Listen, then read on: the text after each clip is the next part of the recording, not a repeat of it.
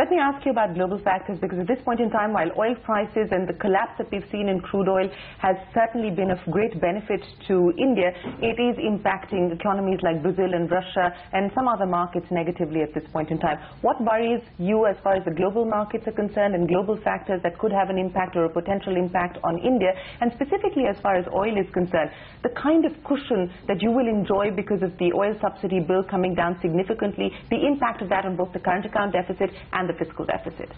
Yeah, so right now, as far as India is concerned, Shireen, in some ways we could potentially have not asked for a more benign external environment. There are obviously challenges in terms of global growth.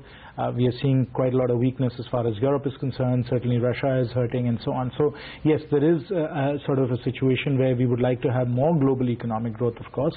But in terms of India's particular situation, and that really, stems from, the very high import bill that we have with respect to oil.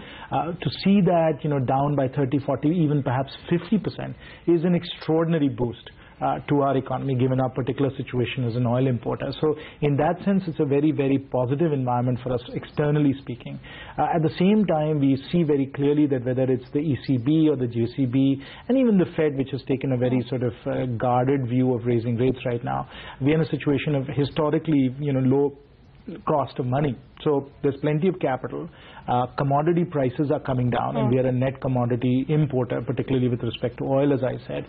So in that sense, the external environment for us is a benign environment, is very much in our domain now to really be able to accelerate and move growth forward. And of course, again, as I said earlier, with the leadership that we have in place, the signals that we've sent out, we are open for business. You saw what Vibrant Gujarat was like.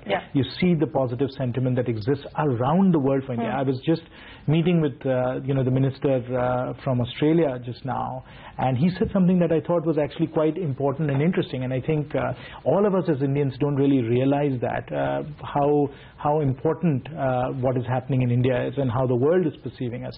And he said, and I'm quoting him now directly, he said, this is one of the greatest stories of human history, to see India take 500, 600 million people out of poverty, which is what we can do over the next few years, and to do that in a democratic way, in a dignified way.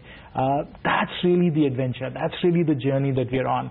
And as I said, we really see this turn in the cycle as really now allowing us to be able to do that well. Let me come back to the mundane, and which is stuff related to subsidy sharing mechanisms, which we've heard so much about for the last several months, ever since this government came to office, about being able to rework the subsidy sharing mechanism. Companies like ONGC are sending SOS after SOS, given where crude prices are currently headed. Has there been any breakthrough as far as the subsidy sharing mechanism is concerned? Because that would then impact the disinvestment of ONGC as well. Has there been clarity, finality on that issue? I mean, I wouldn't say there has been finality on that issue. Of course, that is a matter that is under serious consideration, and we are discussing that. Obviously, our goal is to be able to place our oil marketing companies on a sound footing, establish a very sort of appropriate and robust way for them to be able to undertake their business activities, and at the same time remove some of these distortions that have really become quite extreme for them. So clarity expected on this front anytime soon, or you believe that the road ahead continues to be uncertain? We'll have to wait and see on that. On disinvestment, big ticket disinvestment candidates like ONGC and Coal India, do you believe that they are going to go through this fiscal? The finance minister speaking with me last week said that expect a lot of action on the disinvestment front, but will we see a lot of the smaller issues being pushed through, or do you believe the big ticket ones will have to wait now? Surely, Shireen, you don't expect me to answer that question. I've been in the capital markets for a very long time. I am certainly not going to answer that. I was going to try and push my luck anyway, but with likelihood of that, you believe that we are going to see the big ticket disinvestments go through this fiscal? We'll have to wait and see, won't we? Okay, let me ask you then about the Gyan Sangam and banks, since we are talking about rates and the rate cut cycle and transmission. There was a lot of talk about autonomy, a lot of talk about reform. The move towards reform, the move towards consolidation, how soon are we going to see all of that picking up? Well, again, as we said, our job really as a shareholder and as a facilitator is to put in place the conditions and give people the autonomy to make the right decisions. Really what we want to do is to make sure that we have empowered boards in each of these public sector banks and that these empowered boards go through the process of figuring out for themselves what the right strategies are and what the right actions they should undertake. So, the right way for this to happen is to happen bottoms up. That each of the banks for themselves figures out, what is the right course of action. After all, when Kotak bought ING, it was the two boards sitting together, figuring out, what the economics and what the rationale for the merger should be, whether the merger would be a value-creating merger, and whether the two entities could be put together. So it was a decision made at the board level, and that's really where these decisions should be made. So do you expect consolidation to kickstart as far as public sector banks are concerned? I think what we will see in the overall financial system is a number of important changes. Consolidation is one of them, but you also know that the RBI has undertaken something which, again, is part of the overall reform agenda, which is differentiated banking licenses on tap. So we will see payment banks, we will see small banks, we will see potentially more foreign banks coming in, certainly we'll see more bank licenses.